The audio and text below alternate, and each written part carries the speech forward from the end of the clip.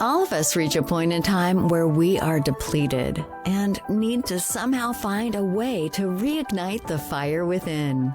But how do we spark that flame? Welcome to Reignite Resilience, where we will venture into the heart of the human spirit. We'll discuss the art of reigniting our passion and strategies to stoke our enthusiasm.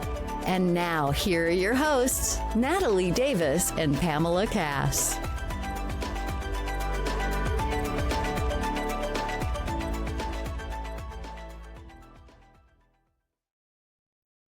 Yeah.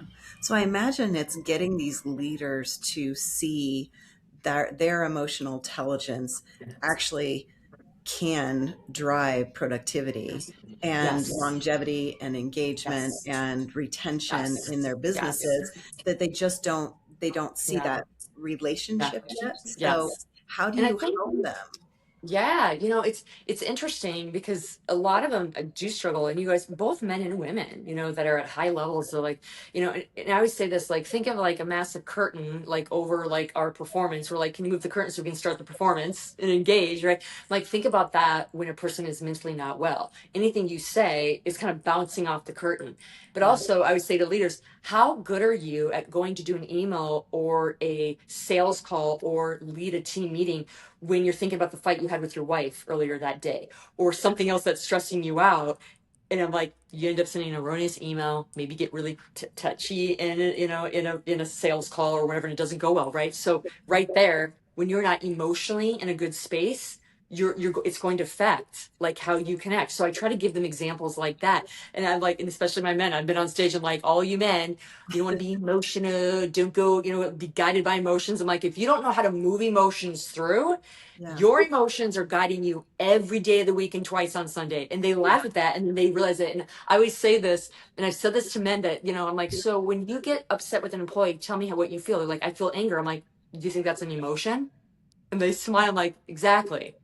Do you Mhm. want to get rid of that emotion? Because anger is probably not going to be helpful. So I try to use tangible things like that because they know it affects emotional intelligence. They've hit walls when they feel like they're not communicating a certain procedure with people, and that someone maybe learns differently than them. Like, you guys, part of emotional intelligence is understanding with the words and nonverbal. I teach a lot about presence and using your body to create safety, so you find out from them how they learn and how they communicate.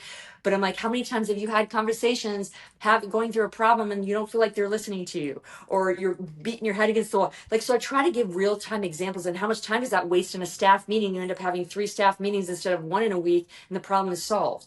So I try to give real life examples of like, when someone's not resilient, what happens when someone is not emotionally intelligent, and it blocks barriers in communication and problem solving.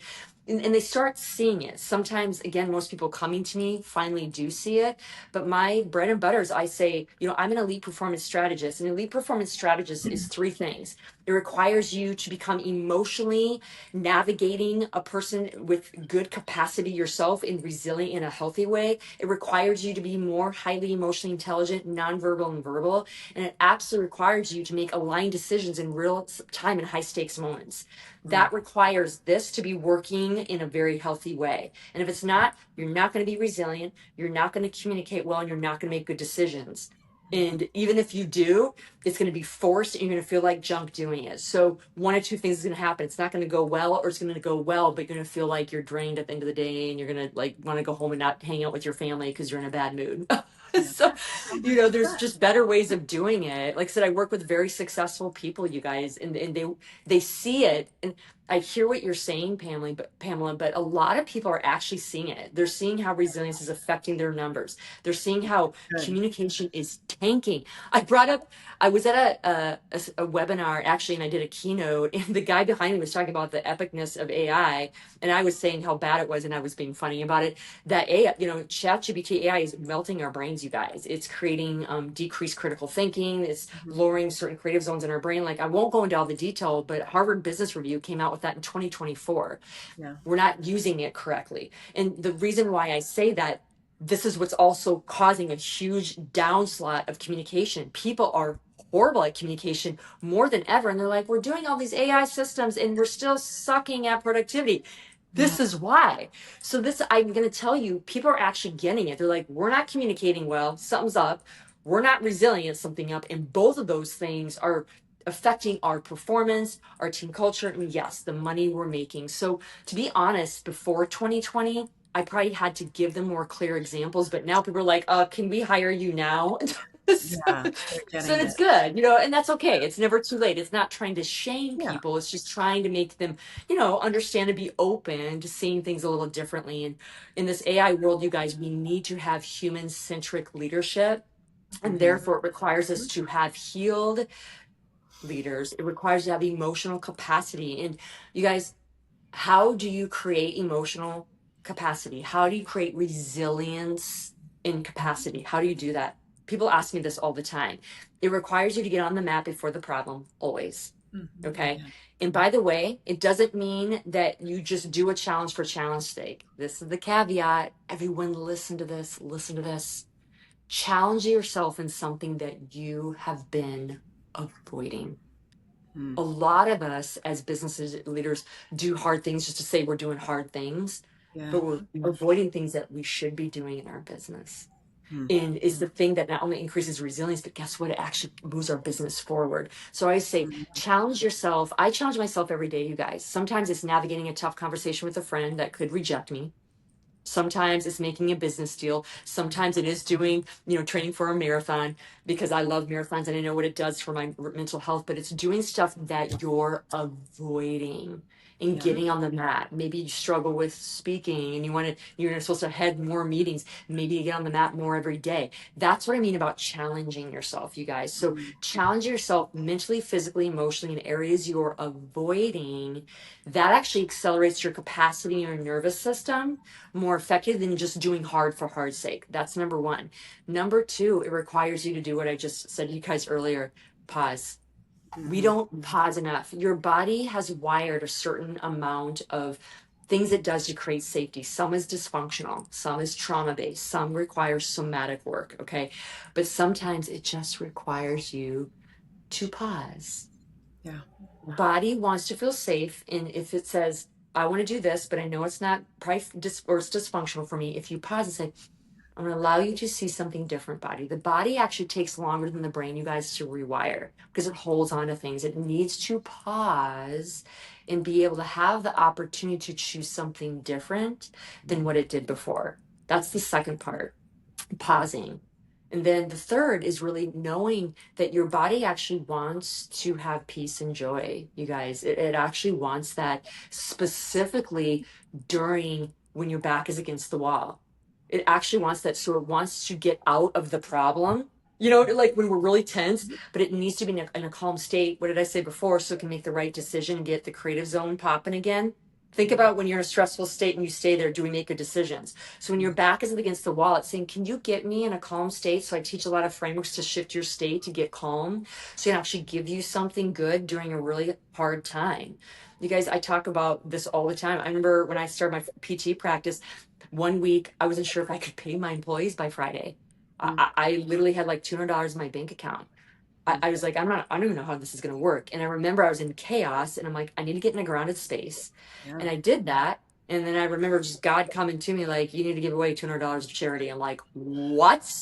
That's completely dumb. And I fought back and forth with this. And I knew that this particular company, when I got grounded, I'm like, oh, that was a company that actually was wanting some work for their employees. So I was like, I gave a check to charity and I ended up talking to this person and they were like, oh, that's right. You have a practice. And I got all these new clients the next week. Do you guys see how this works? When you're grounded, your body brilliance, it has 40 million sensory outputs and inputs. It's saying, I can actually show you an answer. Stop freaking out, Jennifer.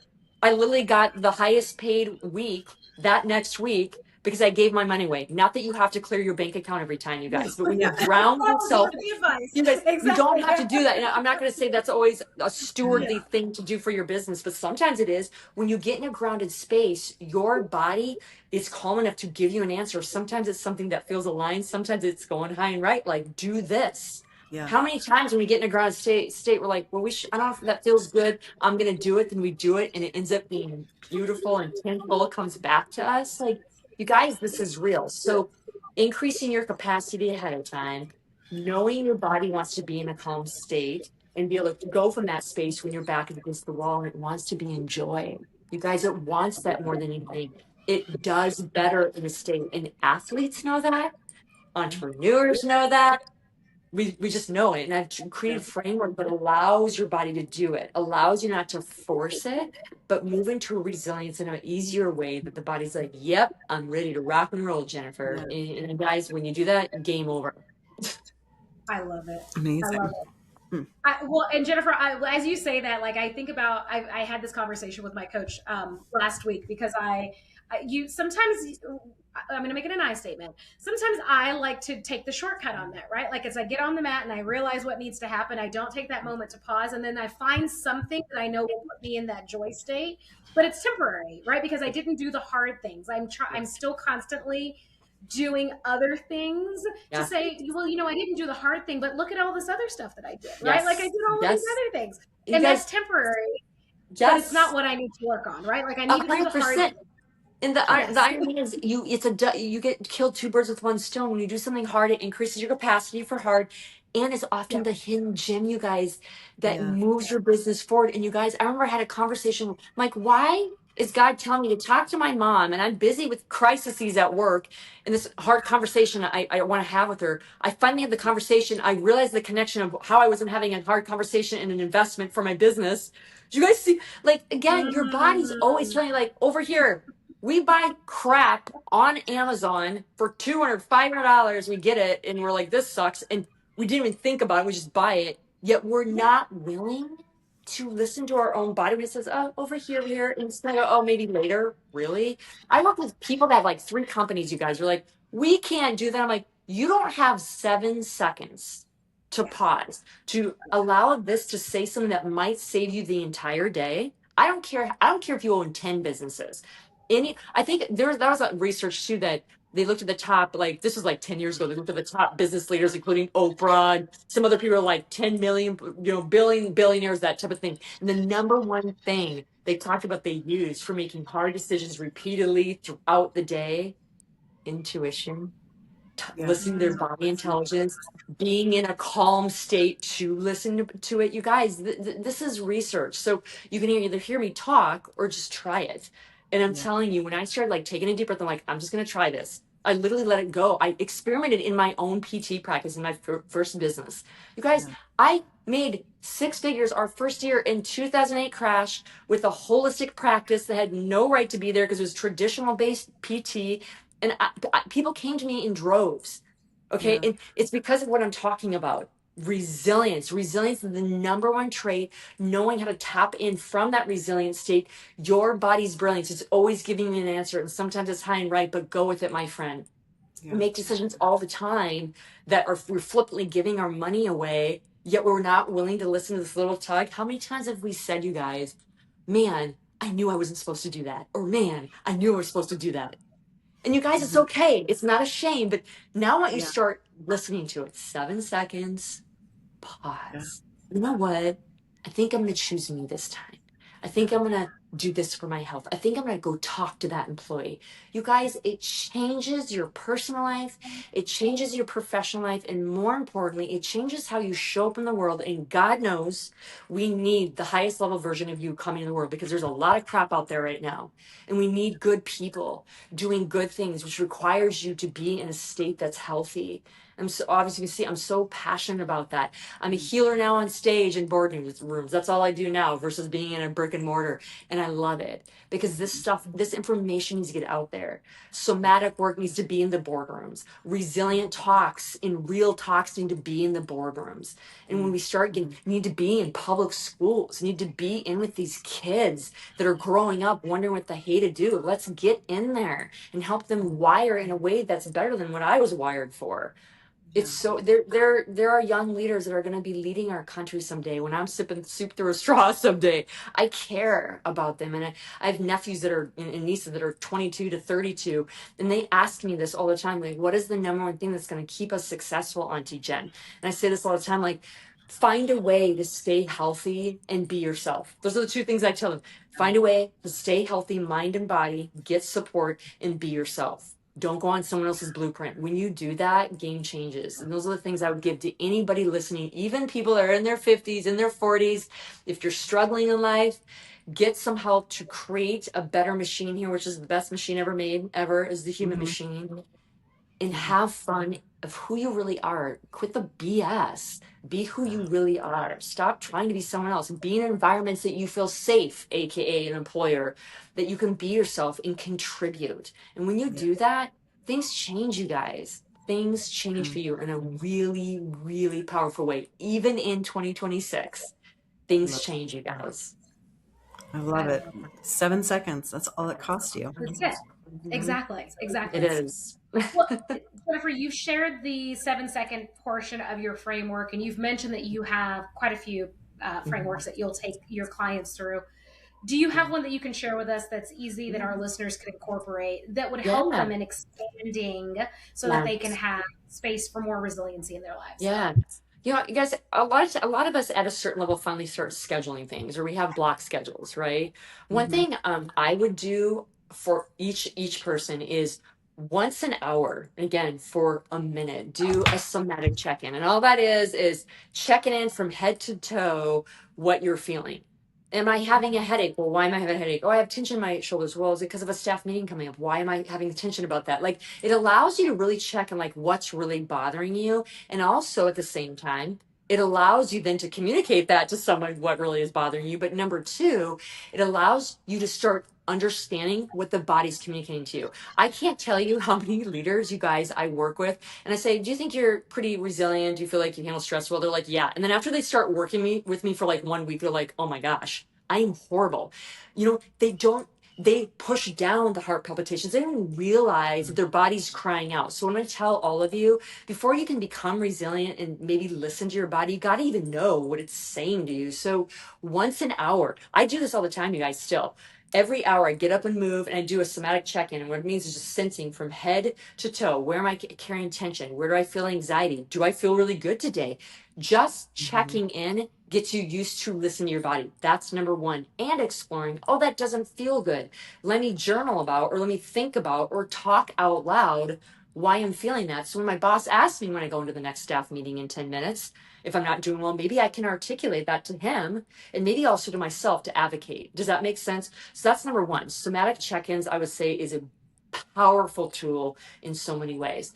The second thing I'm going to encourage people to do is by the end of the day, after you've done somatic check-ins, what was the common negative emotion you found yourself in? Maybe you're in anger a lot of the day. Maybe you're in anxiety a lot of the day. Maybe you're in fight or flight, or like feeling threatened. And you're like, why am I feeling threatened? And don't even know why.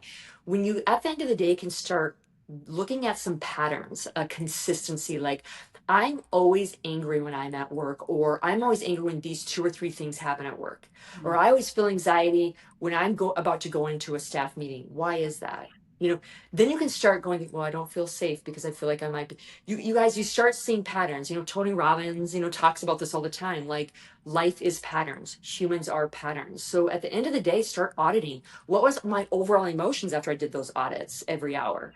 Was I doing pretty good? Was I not? What was the common thread I was seeing? When you start becoming aware what triggers you, you can start moving through it, whether it be you just are perceiving it in an abnormal way, which is very common, or is there really a problem and you need to have that ownership of chatting to your boss about it, and or vice versa, the leader. So those are 2 powerful tools, you guys, is hourly check-ins, and at the end of the day, audit. How are you actually doing? How did you do? When you start shifting into more peaceful states, even with chaos around you, things change, you guys. I see it in my own life, and how you show up on sales calls and how you show up with friends, and you're really fully connected. I mean, I've literally had the same pitch on the same sales call. 10 minutes later, I shift my state and then I get the sale. I mean, this stuff literally works. So, but you have to first understand and hear your body communicating to you. Man, it's not just emotions. It's your body literally sensing you. It's trying to tell you something. And then in the day, like, why was I stressed? Why was I angry? Why did I feel a threat all day? You guys, I remember when I did this, when I, even with boyfriends in college, I was always feeling threatened by them. And they were good men. I'm like, why am I feeling threatened? Well, later in life, I started doing what I'm talking about.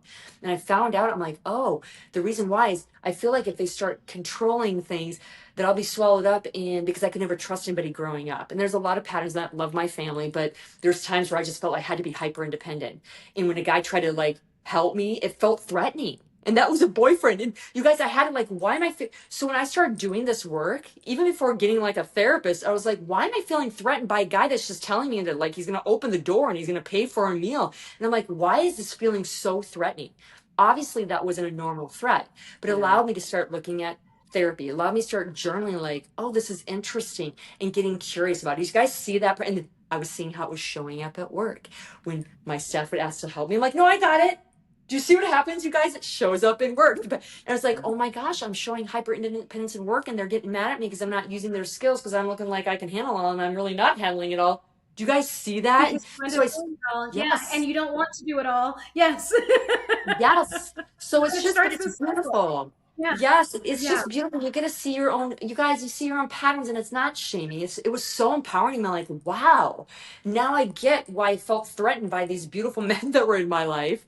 Ownership. Now I get why some of my team loved me, but was wondering why I was so distant and cold and trying to look like I had it all together and I didn't, because I thought that's what I was supposed to do. And it felt threatening to trust someone because I thought the rug would come out from underneath me and I couldn't trust them. And it was my belief system, you guys. I had to own that as an adult. But this stuff is just, again, until you start listening to your body, somatic check-ins, at the end of the day, do something super hard. And that was hard for me. I'm like, wow, I wasn't leading well. Wow, I was really being kind of a jerk in a relationship and he was just trying to be nice. Like, does that make you guys? And that's okay. It's just a learning moment for me. It's something I learned as a kid and I had a great growing up. But you remember, you guys, kids have limited tool. That's why public schools, like helping them move through emotions. And I started making certain things about me, right? And it wasn't about that my parents were bad people. It was about what I was perceiving in environments. And I took that into an adult. And that's what I'm going to say, you guys. This kind of work allows you to become a lot more aware of yourself and then more aware of others. So the emotional intelligence piece that we talked about, like, how do we get better at that? And all that stuff. Well, it starts with this, getting yourself first. Because when you get your own emotions and start seeing your patterns, you start seeing other people's patterns very quickly. And not that you're trying to project what they're feeling, you guys, but you start sensing like, ooh, that person isn't doing well, but I know it's not about me. Let me check in on them. It just gets easy. Like we always say, you guys, with everything, it starts with you. And people are like, yeah, but it does, you guys. We got to have those. And maybe one of the hard things you do is what I just told you guys on this episode to do. Somatic check-in. Be honest with yourself at the end of the night. Are you experiencing what I experienced? And it was such an aha for me. It was so, I was getting like, oh, I'm so excited. I don't have to separate and heal from intimate relationships and heal business. They're the same. I'm showing up the same. I'm hyper independent. And that's when I had to do a lot of cognitive remapping and somatic work to rewire that, to feel safe to get help from people. And that was a beautiful space to be in, you guys. So at the end of the day, it's just getting super honest and getting uncomfortable with yourself first. Because when you can do that, you can get uncomfortable with other people and ask them tough questions and be in a space where they're giving you something hard. It's a beautiful space to be in. Leaders that do that win this game called life and their business called life. Well, and if you're checking in with yourself every hour, you're doing that like on a consistent basis, you're going to create that pattern, which allows you to 100%. just be more present with your people. And so And it's you just, guys, it's less than a minute. It's just like the 7-second rule. And there's days I'm doing well. I'm like, ooh, I feel good. I'm in my mojo. I teach a lot about flow state and Jedi state. And there's things, by the way, I teach in companies to create flow state for your whole team. It allows you to work like 8-hour days in 4 hours. Like that's one other part of my practice. But point is sometimes you'll be like, boom, I feel good. Keep going. Like, does that make sense? So it's not like, again, it has to be this, I keep saying kumbaya. I love it. But it doesn't have to be this like whole, you guys, we need that. And there's a space for that. But sometimes in real time, we got to be like, okay. And I get that. So I'm giving you a tool, you guys, that you don't have to spend 20 hours trying to heal yourself and be in real time. Because a lot of times it's like catching the dog peeing. The brain is about to do something in real time that you don't want it to do. Catch it in the act. That's the best way to rewire, you guys. It's not just 3 hours of somatic work, which I love. It's literally in real time, in high stakes moments, in inflection points where your back is against the wall and you have payday coming up in 3 days and you're wondering how to pay for people.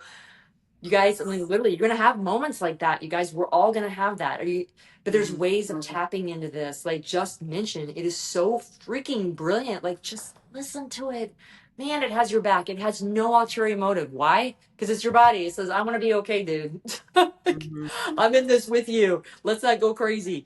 Let's figure this out. And when you do, it's beautiful. It just starts feeding you things. It's brilliant. It's your unique DNA that's literally coming out in the world and trying to help you out, Pamela. Help you out, Natalie. Help you out, listeners. Don't underestimate the tools you already have here before you use any AI tools. Yeah. It's Love beautiful. it. It truly is. That's Amazing. amazing. Oh my gosh. Jennifer, you gave us so much. So thank you. Yeah. Thank you for sharing the tools, the modalities, your knowledge. Let our listeners know where they can find you. If they'd like to work with you, if they'd like to just follow you, and see what you're up to. Yeah, absolutely. Well, I do a lot of speaking across the country. So if I'm in your area, you can always come to one of my events. But yes, other than that, I'm the most active on Instagram and LinkedIn. So my Instagram handle is the Jennifer Watson, and my LinkedIn is Jenn dash Watson. I had to do that because Jennifer Watson is apparently a very popular name. But in any It is. case, yeah. So Yes. check out. I answer. You know what? Honestly, I answer my own DMs. If you guys have questions about this Nice. episode or interested in continued support, I love this stuff and I want you guys to get it. So I'm absolutely available for you. Love this. I love that. I love that. Yeah. Any final thoughts, words of wisdom, insight for our listeners before we sign off?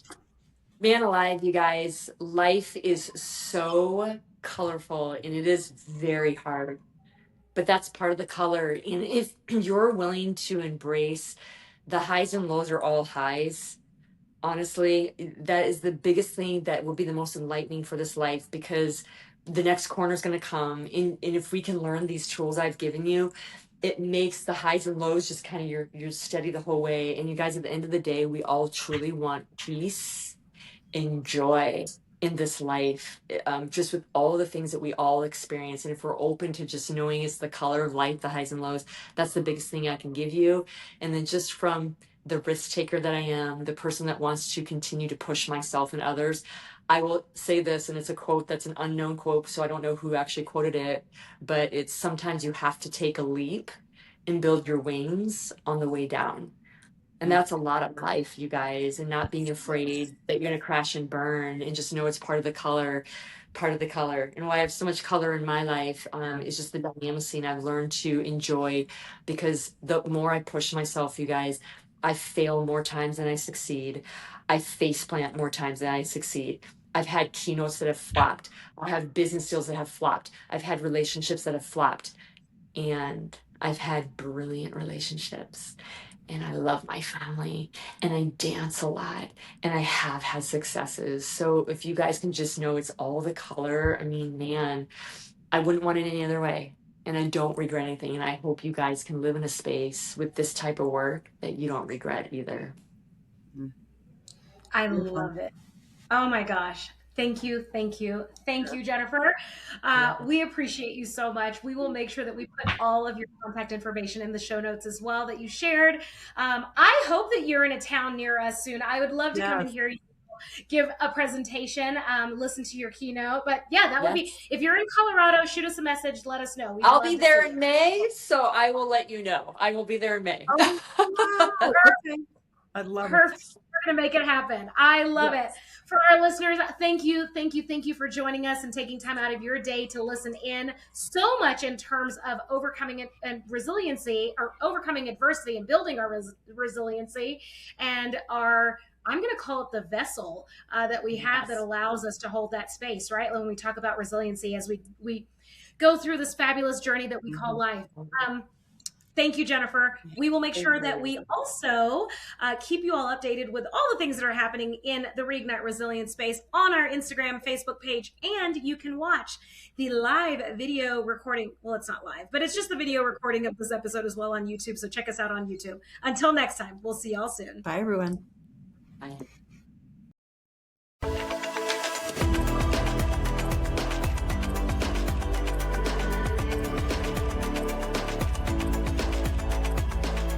Thank you for joining us today on the Reignite Resilience podcast. We hope you had some aha moments and learned a few new real-life ideas to fuel the flames of passion. Please subscribe on your favorite streaming platform, like or download your favorite episodes, and of course, share with your friends and family. We look forward to seeing you again next time on Reignite Resilience.